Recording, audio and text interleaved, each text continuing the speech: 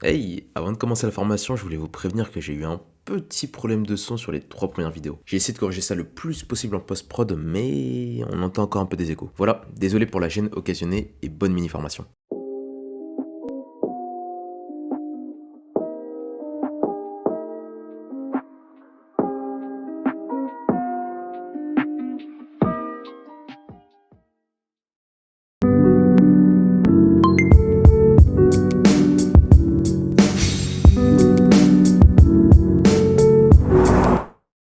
Bonjour à tous et bienvenue sur la chaîne Series Android. Dans cette vidéo, nous allons voir comment implémenter une base de données locale avec Room. Dans un premier temps, Room, qu'est-ce que c'est? Eh bien, c'est une librairie qui fait partie d'Android Jetpack, qu'Android recommande d'utiliser pour le développement de ton application, et permet d'ajouter ce qu'on appelle de la persistance dans son application. La persistance, comme son nom l'indique, c'est le concept de garder des données persistantes dans son application. Donc par exemple, vous faites une application de jeu et vous avez un système de meilleur score. Eh bien, vous allez mettre en place une base de données en utilisant Room, par exemple, pour garder la persistance des données. Dans cette série de vidéos qui est en soi une mini-formation, je vais donc vous apprendre à utiliser Room, à l'implémenter dans votre application, et ce dans une application qui va implémenter un design pattern de team MVVM et Jetpack Compose. Si vous ne savez pas ce que c'est Jetpack Compose, j'ai créé une petite vidéo très rapide que je vais mettre quelque part en i, qui est par ici.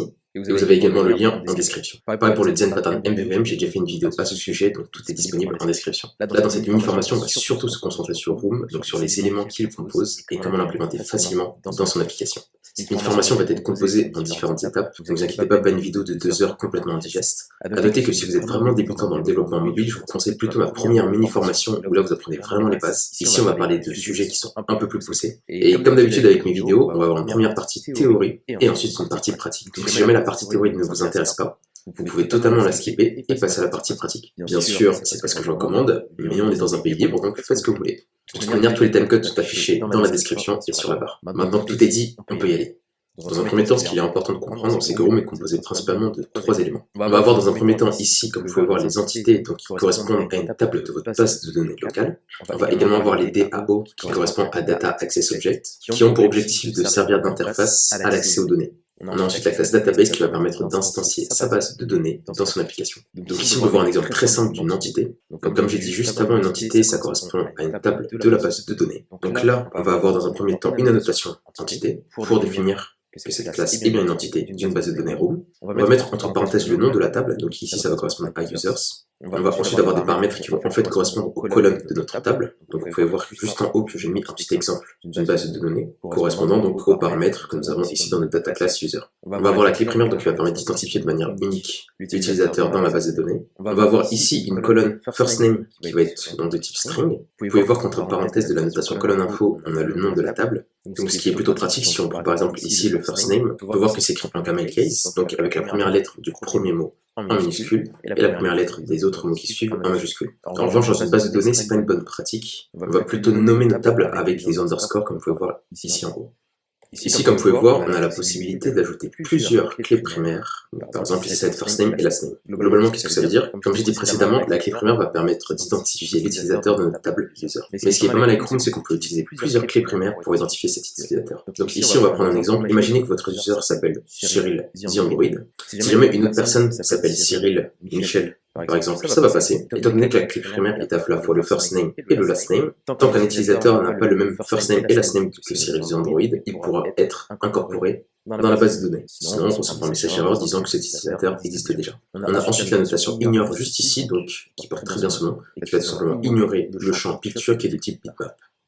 Maintenant qu'on a vu les entités, on va passer au DAO, donc au Data Access Object. Donc, comme j'ai dit, c'est une interface qui va permettre d'accéder aux données de notre base de données. Logique. Et avec Room, comment ça se dessine? Bien, vous pouvez voir qu'ici, on va d'abord définir une interface, donc c'est assez logique, en ajoutant la notation DAO juste au-dessus. À l'intérieur, on va ensuite donc créer des signatures de méthodes qui vont permettre d'y accéder aux données. On aura aussi des annotations afin d'indiquer ce qu'on souhaite faire avec cette méthode. Donc là, par exemple, pour le insert all, on va ajouter la notation insert qui signifie qu'on veut insérer un élément dans la base de données. On a également la notation delete qui, comme son nom l'indique, va supprimer un élément de la base de données. Et ensuite, on peut voir qu'on peut faire des queries, donc des requêtes en français, si on a vraiment besoin de faire des actions très spécifiques. Donc ici, par exemple, on va récupérer tous les utilisateurs et ça va nous sortir une liste d'utilisateurs. Donc ici, si vous n'avez pas forcément de connaissances en SQL, c'est pas très grave. Globalement, select étoile from user veut dire qu'on va récupérer tous les utilisateurs, d'où l'étoile, from, donc depuis la table user. Et vous pouvez voir que c'est plutôt bien fait, car cette méthode va nous renvoyer une liste d'utilisateurs.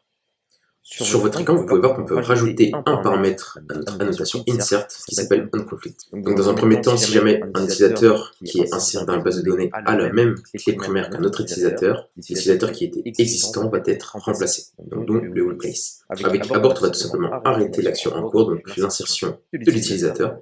Fail va nous envoyer une erreur. En revanche, cette stratégie est dépréciée et il est plutôt conseillé d'utiliser le abort. Pareil pour le rollback. Et ici, avec le ignore, on va tout simplement ignorer, comme son nom l'indique, l'action et rien ne sera fait. On a également la notation update qui permet de, comme son nom l'indique, modifier un utilisateur déjà existant. Un ou plusieurs d'ailleurs. Ici, dans cet exemple, on peut voir qu'on peut updater plusieurs users en utilisant le var. Et ce qui est plutôt cool avec Room, c'est qu'avec la notation update et delete, on peut faire envoyer un int qui va correspondre tout simplement au nombre de données qui ont été affectées par l'action. Par exemple, si je supprime 3 utilisateurs et que les 3 sont bien supprimés, ici ça va renvoyer 3.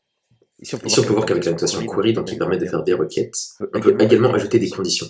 Et donc cette requête va nous renvoyer une liste d'utilisateurs qui auront pour nom le first name ici qu'on va mettre en paramètre. On peut voir en dessous que c'est la même chose, sauf qu'on va filtrer avec le nom de famille au lieu de filtrer avec le prénom. Et en plus de ça, on va renvoyer un live data, qui va nous permettre de gérer mieux les appels asynchrones, et surtout, on sera notifié automatiquement dès que la base de données sera modifiée. Pour l'instant, cette partie peut être un petit peu complexe, un peu verbeux, mais ne vous inquiétez pas, on va revenir dessus dans la partie pratique. Ce qui est formidable aussi avec Room, c'est qu'on a la possibilité d'ajouter la pagination dans notre requête. Donc ici, on peut voir que dans cette requête, on va récupérer les utilisateurs à partir de leur nom. Et donc, on va récupérer une pagine source. Dans un premier temps, on va avoir un entier qui va correspondre à l'index de la page. Et dans un second temps, on va avoir l'utilisateur. Donc c'est plutôt pratique, surtout si vous avez une base de données qui est très volumineuse.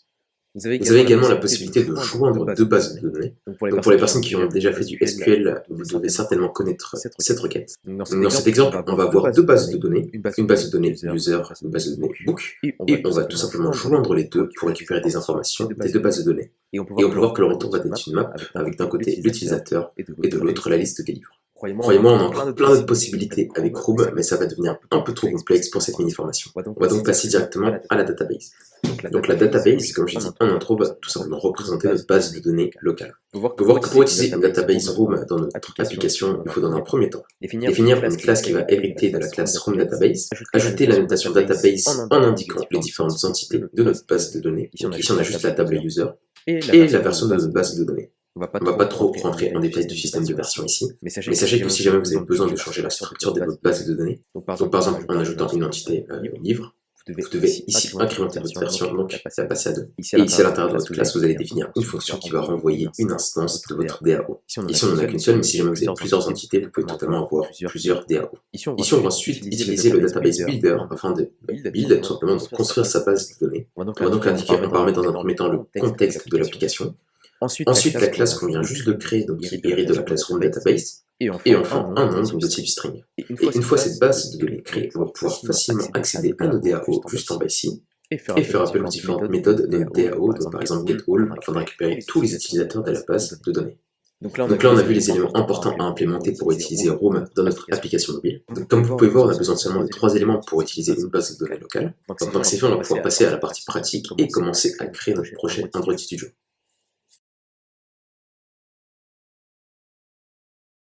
On se retrouve dans Android Studio et là on va créer notre empty activity. Next. Je vais donner un nom pour cette application. Donc, par exemple, Room Example. Ici au niveau du package name, donc on est bon. Je vais juste peut-être enlever l'underscore. Save location, vous pouvez enregistrer votre projet où vous voulez. On va choisir ici, écoutez la PU28, ça. Ça tourne sur 81,2% des devices, donc on est bon. Et on va cliquer sur Finish. Maintenant que le projet est créé, on va tout simplement attendre que la synchronisation Gradle se termine. On se retrouve juste après. Maintenant que la synchronisation Gradle est terminée, vous devez normalement être sur l'activité Main Activity avec ce petit code en Jetpack Compose. A noter que là, on va proposer un projet directement en Jetpack Compose parce que je suis sur la dernière version d'Android Studio. Donc la Flamingo 2022.2.1. Si jamais ce n'est pas votre cas, je vous propose de faire la mise à jour de Android Studio et de revenir sur la vidéo. Maintenant que c'est dit, on va pouvoir passer au niveau de notre Gradle script et cliquer sur le module app. On va aussi dans un premier temps là modifier la version de Java, donc on va passer à 17. On va également changer ici la JVM target pour la passer à 17. Et on va ensuite aller cliquer sur File, Settings. Dans la barre de recherche, on va taper Gradle. Et là, normalement, vous avez ici un Gradle JDK. Vous allez devoir sélectionner le 17.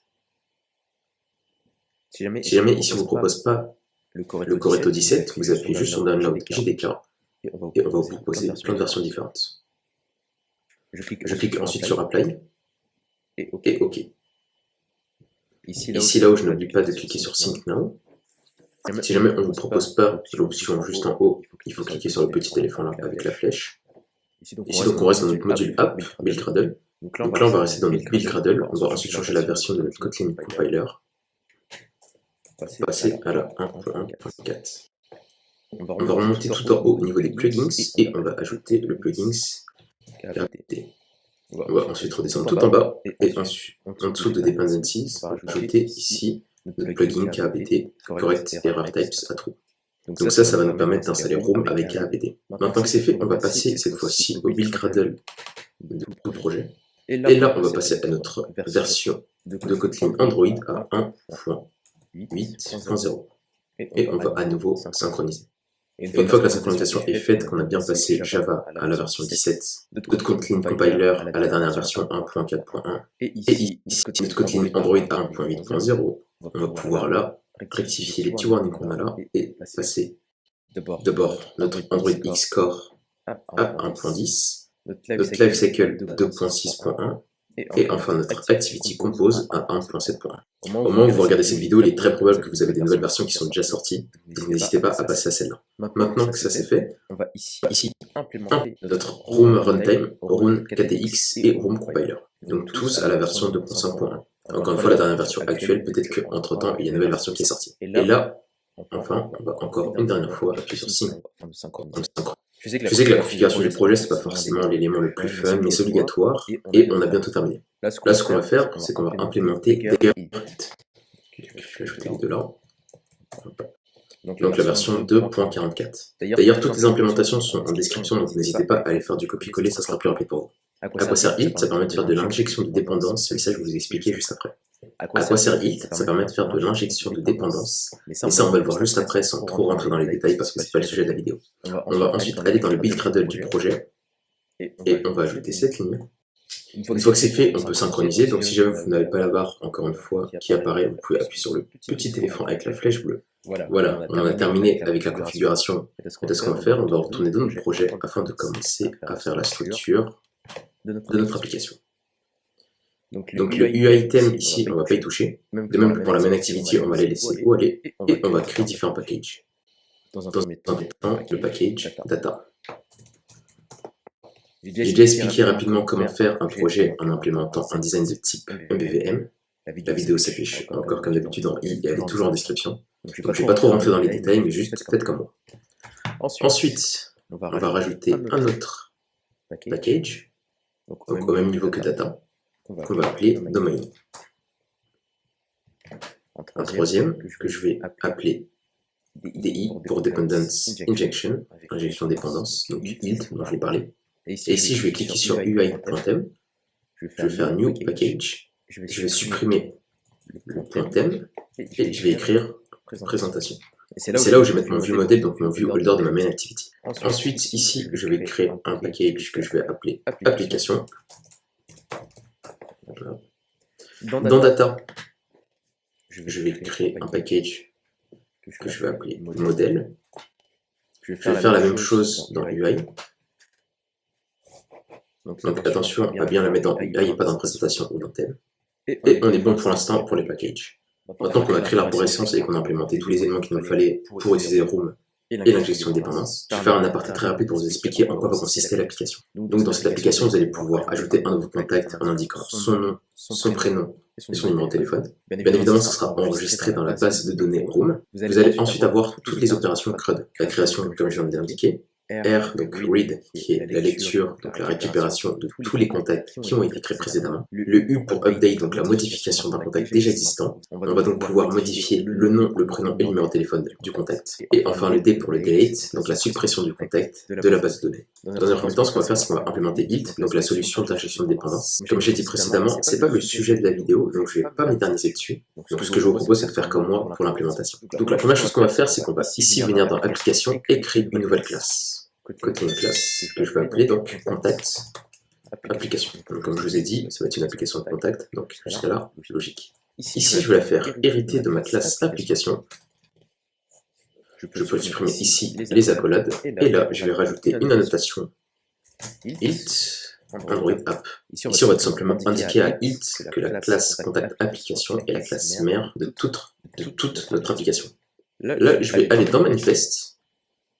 Donc vous cliquez dessus, Android manifest.xml. Pour rappel, l'XML, ça correspond au passeport de notre application. C'est là où on va indiquer toutes les activités, par exemple, mais également le nom de l'application, et aussi la classe mère. Donc ici, on va indiquer Android name, et on peut voir qu'on trouve directement application.contact application. Très bien, donc ici, on peut quitter notre Android manifest, et on en a fini avec contact application, donc on peut également fermer cette classe. Ensuite, on va venir ici sur data, point modèle, et on va venir créer un nouveau package. On supprime bien le point modèle, donc on laisse juste le point data, et derrière on va rajouter room. Donc c'est à l'intérieur qu'on va commencer à implémenter tous nos éléments pour room. Dans un premier temps, je vais créer l'entité contact. Donc globalement les éléments de la table contact. Donc, on va faire new, Kotlin class, on va appeler ça tout simplement contact entity, et on appuie sur entrée. Là, la première chose à faire, comme vous avez pu voir dans la partie théorique, je vais ajouter l'annotation entité. On va voir que c'est bien import androidx.room.entité.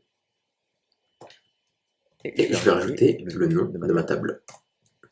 Je veux que ma table s'appelle par exemple contacts avec un S. Ensuite, ici, notre classe entity, on va la transformer en data class.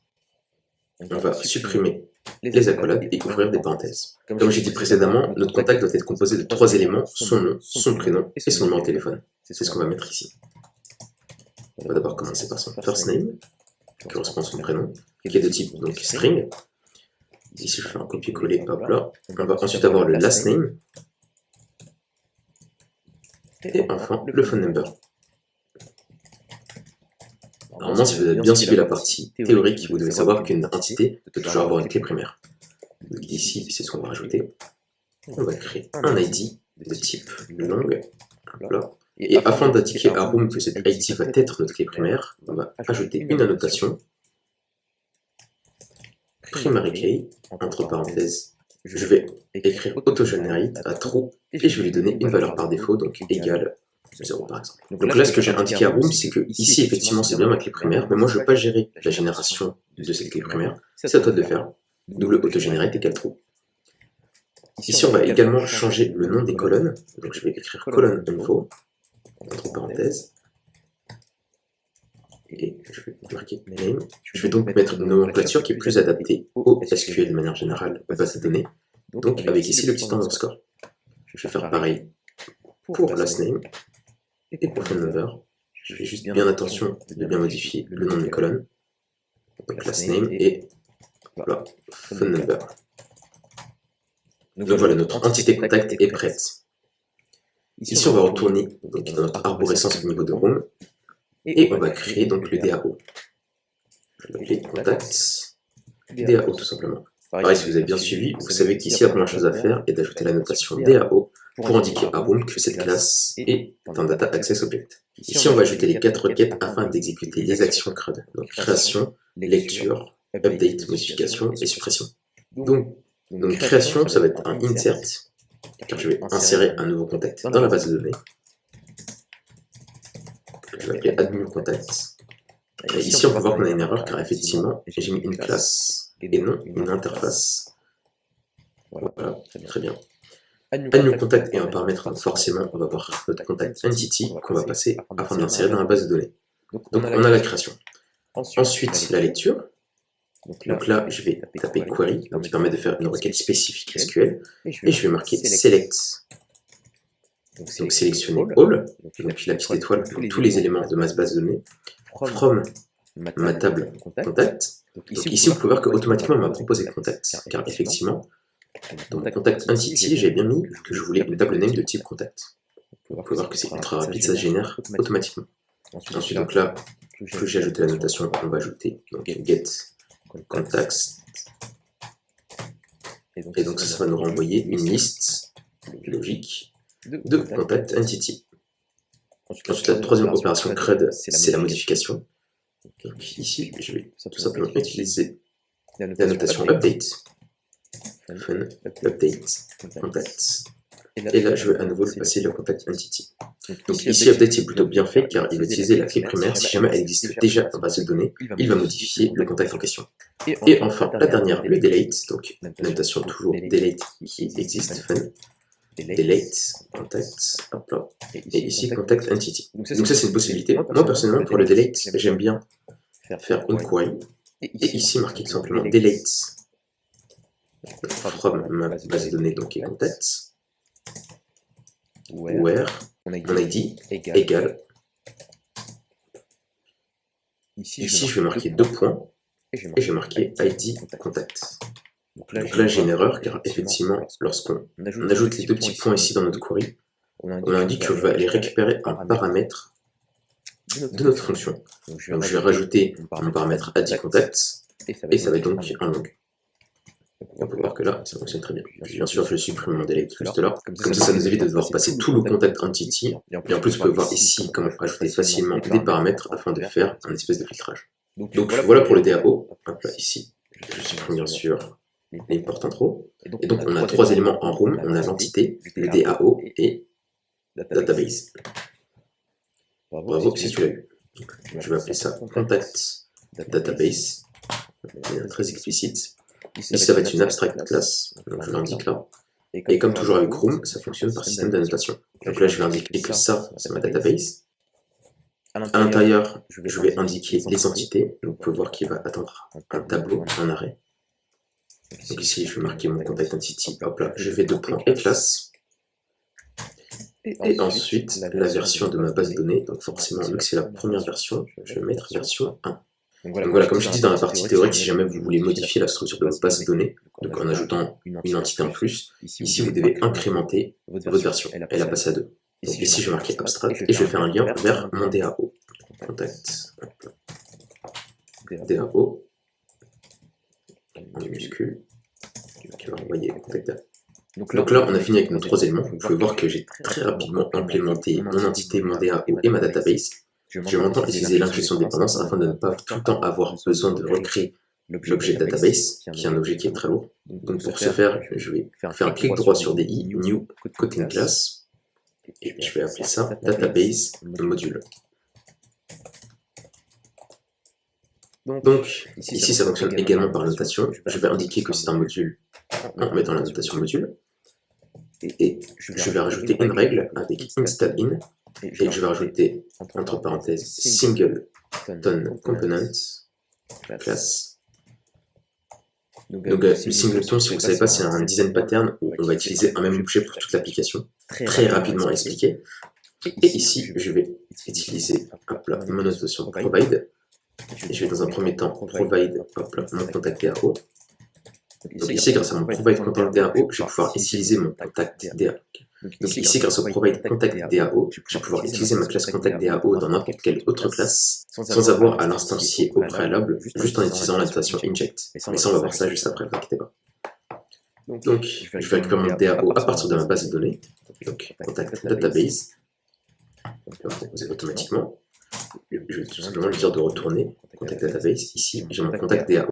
Donc si on fait un contrôle et qu'on appuie dessus, on peut voir c'est ce qui avait été ajouté ici. On retourne dans notre module, donc database pour module. Donc pour le contact DAO, c'est bon. Et pour le contact database, si on en a besoin, comment on fait? Et bien, ici, on va tout simplement rajouter hop là, un provide. Encore tout à l'heure. Et cette fois-ci, on va rajouter ici singleton, car on veut qu'il n'y ait qu'une seule instance de la base de données dans toute l'application. Car comme je vous ai dit, c'est un objet très lourd et on va éviter de l'instancier à chaque fois qu'on va l'utiliser. Donc singleton, fun. Comme tout à l'heure, provide, mais cette fois-ci contact database. Comme on a vu dans la partie théorique, on a besoin de 3 éléments afin de créer de build notre base de données. On a d'abord besoin du contexte de l'application, on a besoin d'un nom et d'une classe qui hérite de la classe Room Database. Donc, ici, pour le contexte d'application, je vais marquer Context Application. Je vais l'appeler par exemple App Context. Donc, c'est forcément un contexte. Voilà. Alt entrée afin d'import. Je mets le type de retour, donc forcément on veut le contact database, hop là. Et on va retourner, donc faire appel à Room afin d'utiliser le database builder. On va passer l'app context ici. En deuxième paramètre, on voit qu'il attend une classe donc, qui va hériter de ma classe Room Database. Donc ici, ça va être contact database. Et enfin, le nom de ma base de données. Donc je vais l'appeler par exemple context db. Ici, hop. Il ne faut pas oublier le point Java. Et ensuite, je vais juste faire appel à mon build afin de builder. Ici, on peut voir que c'est souligné en rouge. Donc, si on va sur notre contact database, voilà, on va voir que j'ai oublié de marquer Room Database pour faire en sorte qu'il hérite de cette classe. Donc là, si on retourne dans notre database module, tout est bon. Enfin, il nous reste une dernière chose à faire afin de totalement configurer Room et l'injection de dépendance dans notre projet. On va retourner au niveau de data. On va créer un nouveau package qu'on va appeler ici, dans Data Service. Et je vais créer une interface que je vais appeler Contact Database Service. Ici, je vais rajouter les 4 actions qu'on a ajoutées dans le DAO, donc la création, la lecture, la modification et la suppression. Je vais tout simplement insert new contact. On va prendre également le type contact entity en paramètre.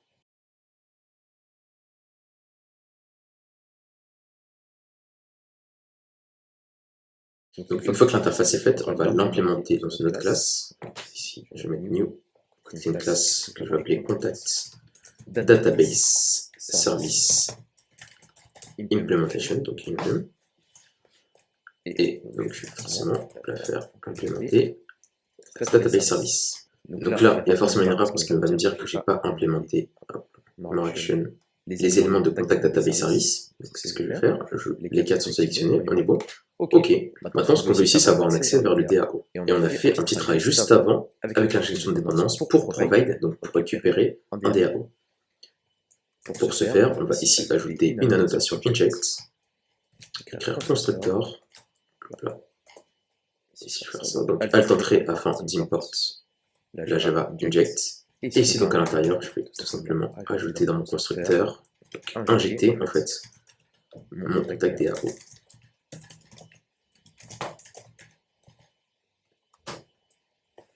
Et là, grâce au module qu'on a mis en place, on va savoir que dès qu'on a besoin du contact DAO, on va faire appel ici au contact DAO de mon contact database. Et donc, on a besoin de mon contact database. On va faire appel ici à la méthode provide contact database qui va utiliser le builder de Room. Donc voilà. Donc, pas besoin d'instancier contact DAO, c'est déjà fait pour nous. Ici, je vais retirer ça. Et je vais tout simplement dire que ce insert new contact, ça correspond à mon contact DAO. Je l'ai appelé add new contact. Ici, on peut voir que je l'ai appelé add new contact. Ici, insert. Donc, ce que je vais faire, c'est que je vais retourner dans mon interface contact database service. Et je vais faire un clic droit, refactor, rename. Et je vais supprimer les insert et ajouter add new contact. Je reviens dans mon contact database service implementation. Donc, on peut voir que la modification a été également répercutée ici. Ensuite, on fait la même chose pour les autres.